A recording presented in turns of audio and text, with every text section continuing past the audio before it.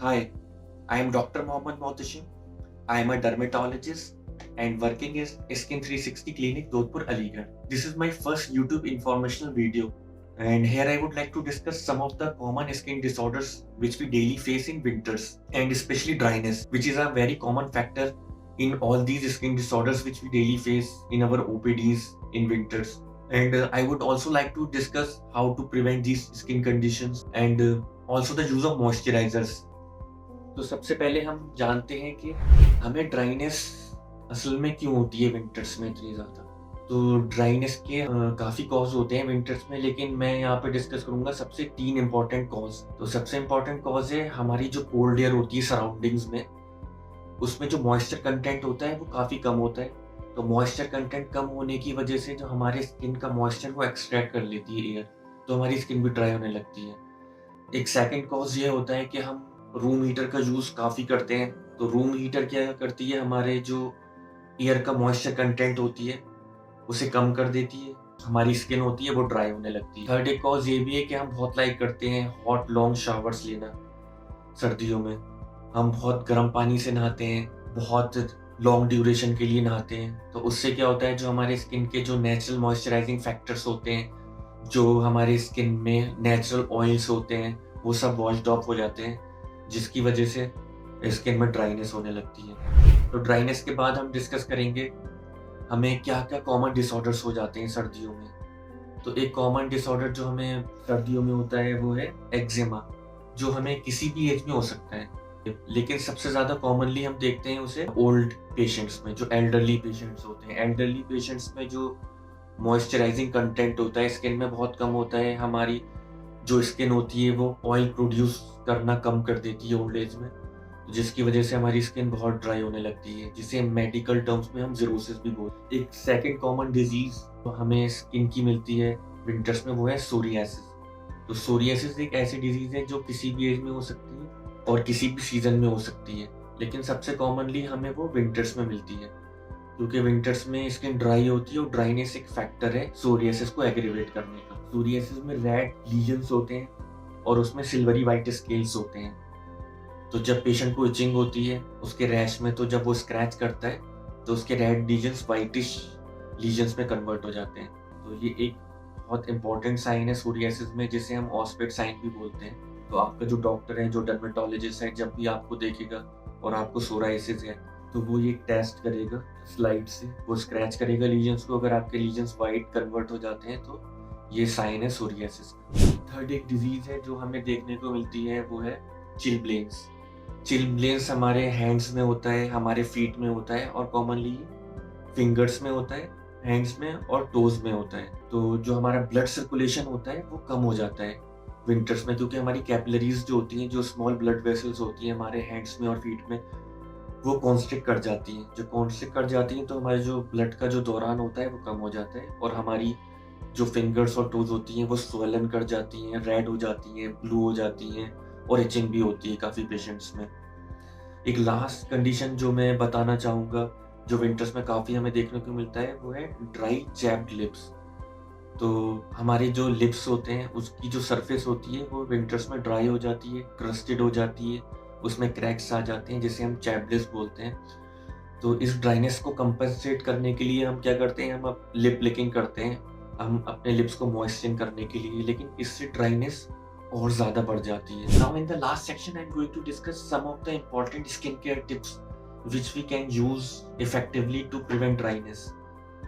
तो सबसे पहले हम बात करते हैं मॉइस्चराइजर्स पे। मॉइस्चराइजर्स एक बहुत सिंपल, इफेक्टिव और इम्पोर्टेंट ट्रीटमेंट है जो जिससे हम ड्राइनेस से बच सकते हैं। तो मॉइस्चराइज़र सिंपल डेफिनेशन में हम उसे कहते हैं जो कोई भी क्रीम हो या लोशन हो या ऑइंटमेंट या जेल, जो हमारी स्किन को हाइड्रेट करे और उससे ऑयल प्रोवाइड करे। तो वैसे तो हम कोई भी मॉइस्चराइज़र चूज़ करें, लेकिन बेस्ट है कि हम ऐसे मॉइस्चराइज़र चूज़ करें जिसमें पेट्रोलेटम कंटेंट ज़्यादा हो, जिसमें अमोनियम लैक्टेट हो, जिसमें जो यूरिया बेस्ड मॉइस्चराइज़र हो या ओट बेस्ड मॉइस्चराइज़र हो। तो ऐसे moisturiser long lasting hydration provide करते हैं हमारी स्किन में। सेकंड इम्पोर्टेंट चीज़ जो हम विंटर्स में कर सकते हैं, हमें, जैसा मैंने पहले बताया था आपको, हमें लॉन्ग ड्यूरेशन के लिए नहीं नहाना, हमें बहुत गर्म पानी से नहीं नहाना, हमें ल्यूक वार्म वाटर यूज़ करना है और हमें बॉडी वॉशेस या शॉवर जेल यूज़ करते हैं इंस्टेड ऑफ सोप्स। फेस के लिए हम क्लींजर यूज़ कर सकते हैं। तो क्लींजर एक ऐसी चीज़ है जिसका पीएच लेवल जो होता है हमारी स्किन के पीएच के बराबर होता है, तो वो ड्राइनेस नहीं करते, वो उल्टा मॉइस्चराइज करते हैं स्किन को। एक इम्पॉर्टेंट थिंग जो हम कर सकते हैं विंटर्स में वो है ह्यूमिडिफायर्स का यूज़ करना।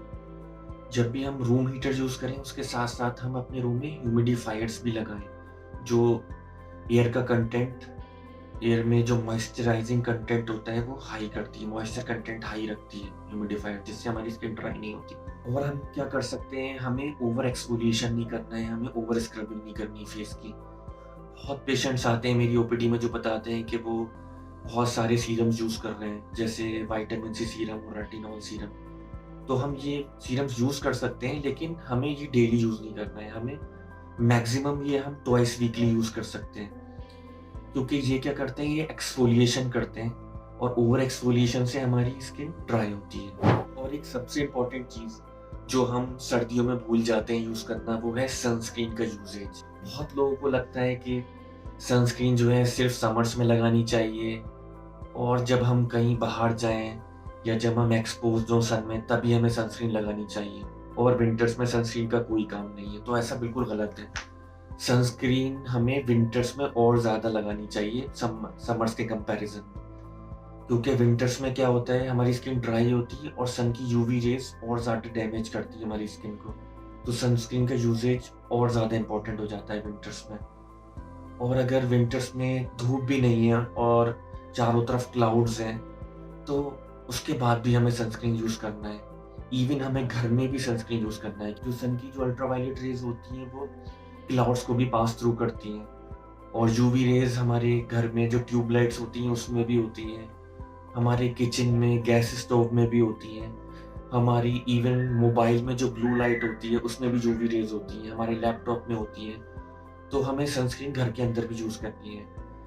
सेकंड इम्पॉर्टेंट थिंग जो सनस्क्रीन जो करती है वो मॉइस्चराइज़र का भी काम करती है। जो हम विंटर्स में जो सनस्क्रीन जो हम रिकमेंड करते हैं पेशेंट्स को, उसमें मॉइस्चराइज़र भी होता है। तो सनस्क्रीन का यूजेज हमें विंटर्स में करना चाहिए डेली, और एटलीस्ट हमें 3 टाइम्स यूज़ करना है।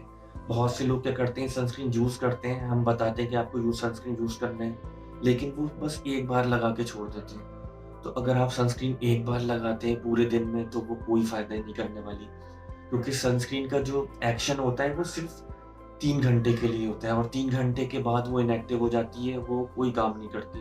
तो आपको एटलीस्ट आपको 3 टाइम्स लगाना है सनस्क्रीन। हम जो एक सिंपल हम एक जो हम वे बताते हैं उन्हें सनस्क्रीन यूसेज का, हम कहते हैं कि आप सुबह में 9 बजे लगाइए, फिर 3 घंटे बाद आप 12 बजे या 1 बजे लगा सकते हैं, उसके बाद 3 बजे या 4 बजे लगा सकते हैं, और शाम तक हमें लगा के रखनी है सनस्क्रीन। तो ये थे कुछ important skin care winter tips. तो आपको अगर ये वीडियो पसंद आई तो आप इसे लाइक करें, शेयर करें और मेरा चैनल सब्सक्राइब करें। Thank you.